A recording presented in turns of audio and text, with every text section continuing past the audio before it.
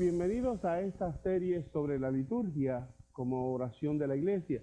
Mi nombre es Rogelio Celada y soy de la Arquidiócesis de Miami, donde trabajo en el Ministerio de Liturgia y Vida Espiritual. Para nosotros, los católicos, el ir cada domingo a misa es una experiencia especial. Es el momento, el espacio en que nosotros nos encontramos con nuestros hermanos y para juntos con ellos celebrar el misterio de la muerte y la resurrección del Señor. Esto que conocemos nosotros lo llamamos celebración litúrgica, la Santa Misa, la Eucaristía, y esta rica tradición de la Iglesia, que para nosotros es un don, procede de muy diverso origen, pero de un origen fijo, que es la tradición de la comunidad apostólica. De ahí están sus raíces, pero ancladas en los profundos signos de la alianza del pueblo de Dios, de la vieja alianza. Nosotros, cuando leemos la carta de Pablo a los Corintios, cuando él escribe a esta comunidad, nos encontramos con que, a propósito de aclarar una situación en esta comunidad, nos da el testimonio de la forma en que ellos recogieron los gestos y las palabras de Jesús. Recordemos que la comunidad de Corinto es una comunidad difícil. La ciudad de Corinto era una ciudad tremenda. No es una ciudad de una tradición moral fuerte, donde el cristianismo le fuera fácil instaurarse. Corinto es una ciudad muy difícil y allí Pablo encuentra el abono para establecer una comunidad a través de su predicación hacia ellos. Lejos de esa comunidad, Pablo le escribe preocupado porque los cristianos que vienen a la Eucaristía, los primeros que llegan, recordemos que estamos en el siglo I, recordemos que el domingo como día del Señor, feriado, día dedicado a la oración, como tal, no existe en la sociedad civil, sino que es un día de trabajo, y que los cristianos se van a reunir para celebrar la Cena del Señor, unos una vez terminados los trabajos y otros irán de sus casas porque no tienen necesidad de trabajar, es decir, que es una comunidad mixta, formada por una parte por cristianos de clase media y por otra parte por esclavos. Eso establece hondas divisiones en la comunidad.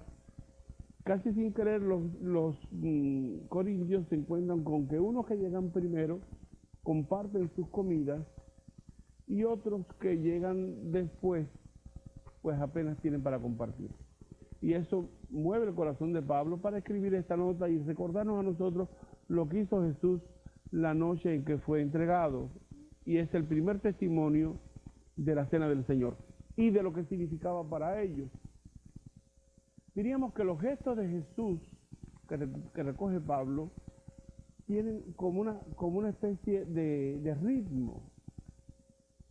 Están marcados por la cena ritual judía. Jesús, dice Pablo, que tomó el pan, dio gracias, lo partió y dio el pan a sus discípulos. Así que lo partió y lo repartió. 4 gestos: recibir el pan, tomar el pan, dar gracias, partirlo y repartirlo. Dice Pablo que una vez terminada la cena, por tanto este gesto fue al principio de la cena, esa es la versión de Pablo que corresponde a la tradición de Antioquía. Al finalizar de la cena, el Señor tomó la copa y dando gracias la repartió diciendo unas palabras que para nosotros son sagradas. Primero, tomen y coman todos de él, porque este es mi cuerpo que será entregado por ustedes. Después, tomen y beban todos, porque este es el cáliz de la nueva alianza en mi sangre que será derramada. Texto que hemos escuchado muchísimas veces en la liturgia. Comulgar es recibir un cuerpo que se entrega, participar de esa entrega, y beber la sangre del Señor es participar también de su pasión y su muerte. Esos gestos del Señor se fueron convirtiendo en el desarrollo de la forma litúrgica en los ritos que configuran nuestra liturgia eucarística. Él tomó el pan, se convirtió en el rito de la preparación de los dones, lo que llamamos popularmente ofertorio. El bendijo o dio gracias se convirtió en la larga oración que es la plegaria eucarística, donde se realiza la transustanciación de los dones eucarísticos, es decir, donde el pan y el vino se convierten en el cuerpo y la sangre de nuestro Señor. El partido al pan se va a desarrollar en la fracción del pan, el rito en que el pan eucarístico es fragmentado para que todos podamos ser alimentados con el cuerpo del Señor. Y el repartido se convierte en todos los ritos que acompañan la preparación y la distribución de la comunión. 4 gestos sobre el pan, 3 gestos sobre la copa, 7 gestos que se van a convertir en los 4 ritos centrales de la celebración eucarística. Es decir, nosotros celebramos la liturgia eucarística y seguimos repitiendo 20 siglos después los gestos que el Señor hizo, siendo interpretados y profundizados por ese proceso que es el devenir de la Iglesia, que es el ir creciendo en esos puntos, en esos tópicos, en ese significado que tiene cada uno de esos gestos. ¿Cómo celebrar esos gestos? Comunicando a la vez lo que hizo Jesús sin perder de vista lo que la Iglesia tiene que decir acerca de su fe en lo que hizo Jesús. Esas dos cosas combinadas van a ir desarrollando la liturgia eucarística. Pero hay que hacer un poco de historia para entender de dónde viene esto y por qué esto existe. La comunidad primitiva, consciente del mandato de Cristo, repitió esos mismos gestos una y otra vez, porque el Señor dijo, como un mandato, hagan esto en memoria mía. Y eso les recordaba a ellos las palabras finales del relato del Cordero Pascual en el libro del Éxodo. Esta ley es para siempre, sus descendientes no dejarán de celebrar este hecho en memoria mía. La cena eucarística es un memorial del Señor. El memorial de la nueva economía de la salvación celebrado en la Eucaristía por la comunidad primitiva engancha con el sentido de memorial, es decir, es continuación del sentido de memorial de la vieja o antigua alianza, de los signos de la vieja alianza celebrados por el pueblo de Israel. Memorial es un concepto que significa que la irrupción de Dios en la historia humana es de tal naturaleza, es de tal manera inagotable, es de tal manera presente que es irrepetible, por una parte. Ese acontecimiento no se puede repetir porque existió una vez en el tiempo y es de una vez para siempre. Pero al celebrar el acontecimiento, nosotros volvemos a entroncar en el acontecimiento original. Volvemos a vivir y a celebrar. Es decir, el acontecimiento no se repite, pero la celebración se repite. Así que cada vez que se celebra ese acontecimiento, nosotros entroncamos con el acontecimiento fundante. Los judíos, al celebrar en la época de Jesús la Pascua, no celebraban que nuestros padres habían salido solamente, sino que nosotros, los que en este momento celebramos la Pascua, salimos junto con nuestros padres de Egipto. Es la continuidad por la irrupción extraordinaria de la acción de Dios sobre el tiempo. Eso es lo que se llama un kairos, una irrupción definitiva y determinante de Dios en la historia humana.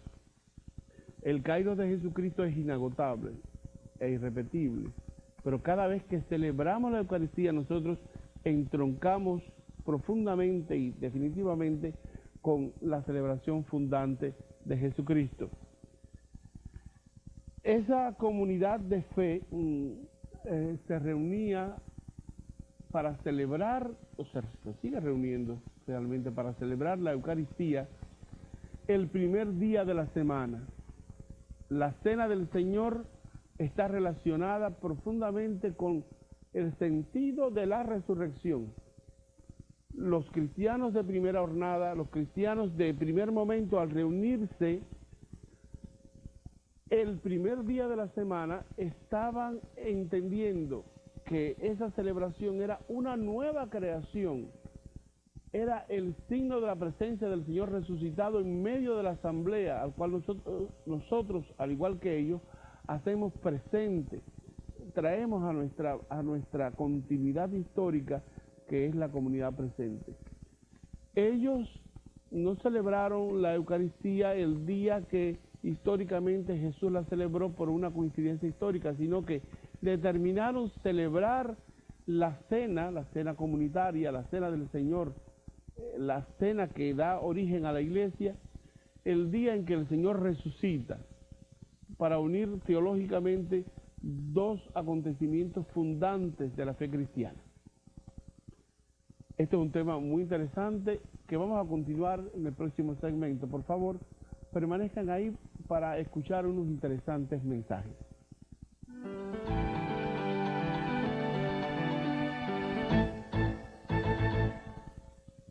Bienvenidos a esta segunda parte de este programa sobre la liturgia, en que estamos pues como que acercándonos, aproximándonos al misterio de la celebración grande de la iglesia, que es la liturgia eucarística. Recordamos que en la carta de Pablo, que habíamos mencionado en el segmento anterior, Jesús hizo una serie de acciones en su última cena, recogidas por la carta de Pablo a los Corintios y por los evangelios sinópticos, por Mateo, por Marcos y por Lucas. Recordamos las cosas que hizo Jesús, esas palabras, tomó el pan, lo bendijo, lo partió y lo repartió, y después, una vez acabada la cena, al final de la cena, según la tradición de Lucas y de Pablo, Jesús, teniendo por medio la cena, al final de ella, tomó la última copa, la copa de bendición, y pronunció sobre ella las palabras: toman y beban, este es el cáliz de la nueva alianza en mi sangre, sangre que será derramada. Esos gestos se fueron configurando y los fueron entendiendo la comunidad primitiva desde un principio como un mandato del Señor a celebrar. Cuando uno lee las actas de los mártires, es impresionante ver cómo los cristianos iban al martirio por celebrar la Eucaristía, ya que el lunes era un día de trabajo y los que se reunían el lunes para celebrar estos misterios, todo el mundo enseguida sabía que eran cristianos, es decir, los detenían por estar reunidos un día que no era un día que normalmente hubiese una celebración religiosa. Ir a misa les costaba la vida, y aún así, al precio de su propia vida, los cristianos se arriesgaban, porque según aparece en las actas de los mártires, repetían una y otra vez: no podemos vivir sin celebrar el día del Señor. En latín, sine Dominicum non possum. No podemos vivir sin eso. Qué fuerza tan extraordinaria dio a los primeros cristianos, a las comunidades primitivas, el entender que el Señor estaba en medio de ellos, transformándolos, actuándolos, alimentándolos, siendo signo de vida, ayudándolos a crecer y a expresar en su propia vida el cuerpo y la sangre del Señor, es decir, su propia realidad y su propia entrega. Alimentados, animados y apoyados. Esta historia que nosotros tenemos como elemento fundamental o como central de la celebración de la fe, surge como un aspecto desarrollado, como un tópico, como una consecuencia, como una herencia mejor, de todo lo que significaba la cena dentro del contexto bíblico. Para nosotros cenar es a veces hasta un acto extraño en la sociedad moderna. La gente come a distintas horas, hemos perdido muchas veces, lamentablemente, el sentido de comer juntos, de cenar juntos, de tener esa experiencia comunitaria. Para el mundo de Israel, el mundo de Jesús, el mundo de la Biblia, la cena es un acto siempre religioso, un acto profundamente religioso. Tan es así que en la época de Jesús se había entendido la cena como algo que excluía a aquellas personas que quedaban excluidas de la vida de Israel, de la vida religiosa. Por tanto, si una persona no formaba parte de la vida religiosa de Israel por sus pecados, o por su vida, o por su cultura, o por lo que fuera, no podía participar de la cena con los judíos, o la cena con la gente de Israel. Recordemos muchas veces que a Jesús los fariseos, a él y a sus discípulos le echan en cara de que come y bebe con pecadores. Era un escándalo que no podían ellos entender cómo el Maestro y el Señor es capaz de comer con pecadores, porque eso implica que Él los había perdonado. El comer con una persona tiene una característica de acogida, de inclusividad, de perdón. Recordemos la parábola del hijo pródigo. El hijo pródigo ha violentado muchos preceptos de Israel. Primero, le ha pedido al padre la herencia en vida. Pedir la herencia en vida en la tradición judía de la época era desear la muerte del padre. Desear la muerte del padre es el quebrantamiento de uno de los mandamientos de la ley de Moisés, de la ley de Dios. Segundo, el hijo se marcha a otras tierras, se marcha rompiendo otro principio moral de la sociedad, que es que los bienes patrimoniales deben conservarse al interior de la familia y de la comunidad. Se los lleva lejos. Los bienes debían permanecer al seno de la estructura social, familiar y patriarcal de Israel. Tercero, lo gasta con mujeres con las cuales Israel no debía contaminarse. Es decir, había cometido muchas acciones y termina contaminándose con los animales que Israel entendía como que no debía ser,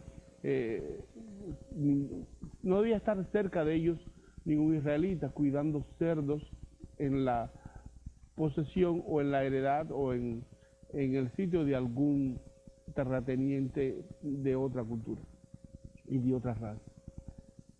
El hijo regresa, y cuando el hijo regresa, recordemos la escena, una de las escenas más preciosas del Evangelio de Lucas. El padre sale corriendo a recibir al hijo. Esa es una de las cosas que quizás más nos llama la atención, porque en aquella época ninguna persona honorable corre en público, era una cosa impensable. El padre sale corriendo y pasa por encima de su dignidad. Era una cosa que no encajaba que una persona de la característica de un padre, como está representado en la escena, saliera corriendo en público, pero él pasa por encima de su honor y su dignidad para proteger al hijo, para salvar al hijo, para cuidar al hijo. Y después que lo trae a la casa, le devuelve sus vestiduras, lo llena de esos signos que indican que ha sido readmitido de nuevo a la familia, a la casa paterna, las vestiduras, el anillo, el calzado. Y la clave de todo esto está en que él manda a matar y a preparar, a cocinar un ternero cebado, diríamos que casi una res mayor, una vaca, un animal enorme. Porque en esa cena que él va a dar para su hijo, debe asistir a esa cena, debe asistir toda la tribu, toda la colectividad, porque él quiere estar seguro de que no solamente él lo ha perdonado, sino que todos junto con él se solidarizan en el perdón, comiendo junto con su hijo. Por eso recordamos la escena del Evangelio. El hijo mayor, el hermano mayor, no quiere entrar a comer, no quiere perdonar a su hermano. Por tanto, todas estas características de la cena, del cenar judío, una cena inclusiva, acogedora, de perdón, de reconciliación, de misericordia, están presentes en la celebración del Señor, en la Cena del Señor, que hunde sus raíces en toda la tradición hebrea.